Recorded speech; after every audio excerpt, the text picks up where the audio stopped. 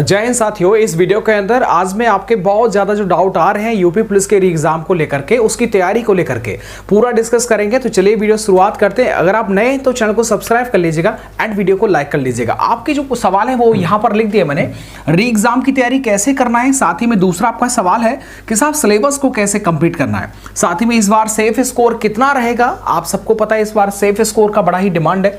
Hindi, maths, reasoning, GK, GS का क्या करना है, मतलब जो 4 सब्जेक्ट आती हैं इसमें, उन चारों सब्जेक्ट को आप कैसे कंप्लीट करेंगे। ठीक है, इन तीनों चारों टॉपिक पर हम बात करेंगे। तो इस वीडियो को शुरू करते हैं। उससे पहले आपको रचनाओं का फास्ट में रिवीजन करवा देता हूं जो रचनाएं आपके एग्जाम में पूछी गई थी। उम्मीद करता हूं ये सारी की सारी हेल्पफुल रहेंगी एंड इन सबको आप नोट कर लीजिएगा। जिस तरीके से याद की है वैसे थोड़ा टाइम लगता है लेकिन याद हो जाता है। ठीक है, तो चलिए थोड़ा सा मैं आपको रचनाओं का जो है एक बार फास्ट रिवीजन करवा देता हूं। जैसे रचना मैं आपके सामने रख रहा हूं पंडित अयोध्या प्रसाद सिंह हरिऔध की। ठीक है, जिनकी जो फेमस रचनाएं उनको आपको याद कर लेना है। जैसे चोखे चौबदे एंड पद जो है पदम प्रसून, प्रिय प्रवास, वैदई वनवास, या एक और इनकी पारिजात, ये बहुत ज्यादा जो है वो पूछी गई थी।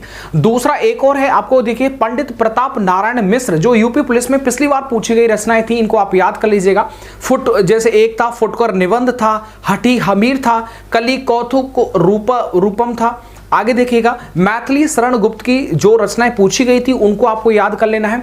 जैसे कि यशोधरा, साकेत, जयद्रथ वध, और एक इनकी बड़ी फेमस है भारत भारती, और एक और इनके द्वापर। तो मैथिली शरण गुप्त की अब एक बार दोबारा आप मेरे साथ में बोलिएगा, यशोधरा, साकेत, जयद्रथ वध, भारत भारती, और लास्ट में हो जाएगा इसका द्वापर। ठीक है, ये 5-6 रचनाएं जिनको आपको याद कर लेना है। इनकी एक अगली एक देखिएगा सुमित्रा नंदन पंत, इनकी ही बड़ी ही बेहतरीन सटीक जो रचना आपको याद कर लेनी है। एक तो देखिए बीड़ा हो जाएगा, एक हो जाएगा युगांतर, एक हो जाएगा ग्रंथि, एक है इनका उत्तरा, ठीक है, एक है अतिमा, एक है इनकी हार, युगपथ, गुंजन, पल्लव और ग्राम्या। ये जो है 6-7 रचनाएं सुमित्रा नंदन पंत की। यदि आप इनको याद करके जाते हैं तो आपका बढ़िया जो है पेपर चला जाएगा। आगे देखिएगा सूर्यकांत त्रिपाठी निराला की मैं आपको कुछ रचनाएं आपको बताता हूं जो जो इंपॉर्टेंट है उन सबको जो है आप एक बार रिवीजन कर लीजिएगा। बाकी मैं इस टॉपिक पर आ रहा हूं सर।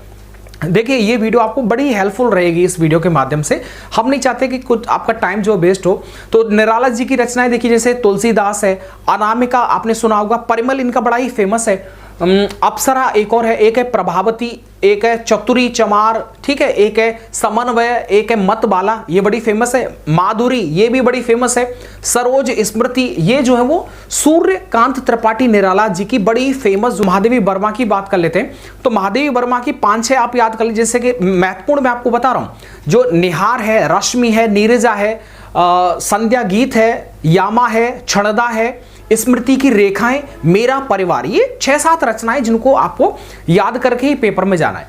अगला देखिएगा डॉक्टर हरवंश राय बच्चन जी के मैं कुछ महत्वपूर्ण आपको जो है वो रचनाएं बताता हूं। जैसे मधुशाला, मधुबाला, निशान निमंत्रण, तेरा हार, एक है मधु कलश, मधोया, एक है मिनी, एक है क्या भूलूं क्या याद करूं, और एक है नीड का निर्माण फिर। ठीक है, ये जो रचनाएं हैं ये बड़ी फेमस रचनाएं बच्चन साहब की, तो इनको आपको याद कर लीजिएगा।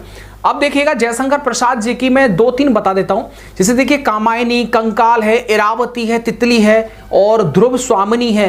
ये 3-4 चीजें हैं जिनको आपको याद करके जाना है। उम्मीद करता हूं ये सारी रचनाएं जो आपको याद हो गई होंगी। अब मैं अपने टॉपिक की तरफ चलता हूं, मैं बारे में बात करता हूं। तो देखो री एग्जाम जैसा होगा, सबसे पहले उनके पेपर को देखना बड़ा जरूरी है। अगर आपने उनके पेपर को नहीं देखा है मतलब आप गलती कर रहे हैं। उन सारे क्वेश्चंस को आप पहले देख लीजिएगा, उसके बाद आपको ये समझ में आएगा कि किस तरीके से आपको जो है पेपर में बैठना है और किन किन टॉपिक को आपको पढ़ लेना है। ठीक है, जैसे कि आपने पूरा पेपर देखा होगा, Hindi, math, reasoning, GK, GS का किस किस टॉपिक से कितने सवाल आए थे ये तो खैर अगली वीडियो के माध्यम से मैं आपको बताऊंगा। लेकिन फिलहाल में आपको ये ध्यान रख लेना है कि आपकी जो रणनीति होनी चाहिए वो 3 से 4 महीने के बीच की होनी चाहिए।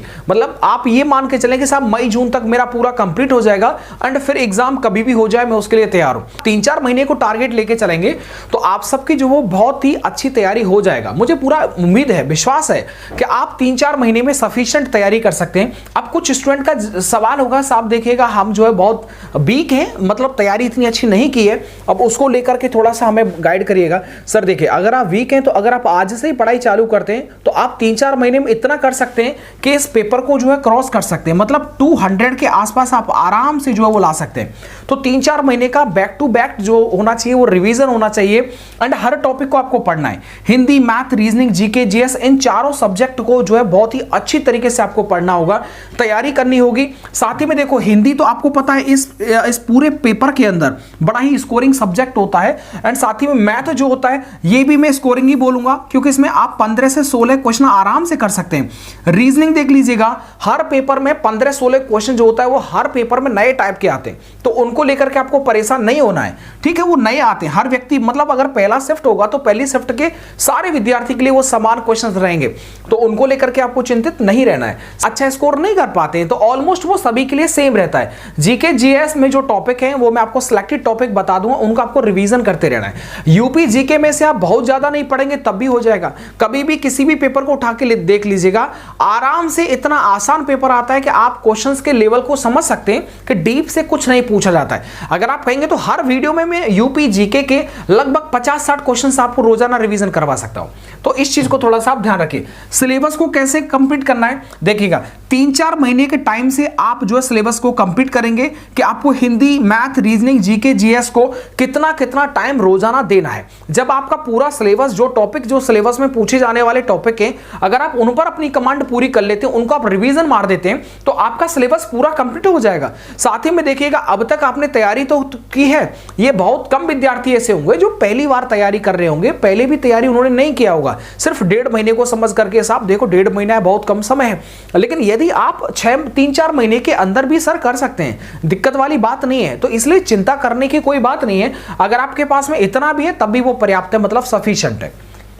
अब देखिए इस बार सेफ स्कोर को लेकर के सर जी आपकी बहुत ज़्यादा जो हार्दिक इच्छा रहती है सेफ स्कोर को जानने की, तो बिल्कुल मैं सेफ स्कोर पर ही जो है बात करता हूं। तो देखिए रचनाओं के जितने सवाल थे वो मैंने आपको जो है वो मौखिक रूप से करवा दिए, आप इनको राइट डाउन कर सकते हैं, जो भी आपको अच्छा लगे वो आप करिएगा, ठीक है। अब राइट डाउन करना इतना तो बड़ा ही मुश्किल होता है, क्योंकि इतना ज़्यादा जो है वो टाइम नहीं मिलता है, ठीक है। अब बहुत टाइम लग जाएगा इन सब रचनाओं को लिखने में।